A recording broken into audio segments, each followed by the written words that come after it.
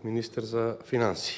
Овој амандман го предлагам како реакција на граѓаните на општина Дојран врз основа на Законот за финансиска поддршка на единиците на локалната самоуправа, со кои што се префрлија 50 милиони евра на општините за подмирување на доспеаните долгови. Со ваквото законско решение во просек се префрлија по околу 25 евра по глава на жител, со што општината Дојран беше оштетена со оглед на тоа дека за општината беа издвоени само 2500 евра или околу 150.000 денари.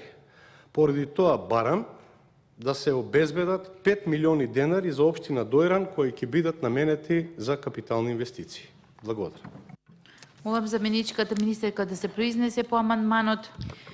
Амандман не се прифаќа, значи во делот на образложението сега се бара значи средства за капитални инвестиции. И тоа со Закон за финансиска поддршка значи на општините значи се две различни работи.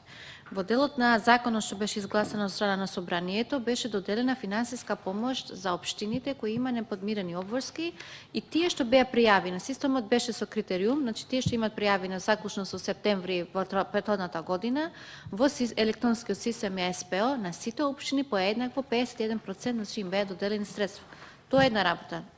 Значи се барат сега во овој амандман капитални инвестиции. Општините имат можност значи да аплицираат за капитални инвестиции проекти кои се доделени во различни ресорни министерства, како што во Министерството за финанси преку МСИПОД, преку Агенцијата за рурален развој, имаме проекти преку Бирото за равномерен регионален развој, имаме повици од страна на ИПА за прекугранични соработка, каде има голем број на фондови каде што општините аплицираат и голем број на општини веќе ги користат овие работи. Значи делот на образложението со амандман не соодветствува со барањето за капитални инвестиции. Значи две различни работи се.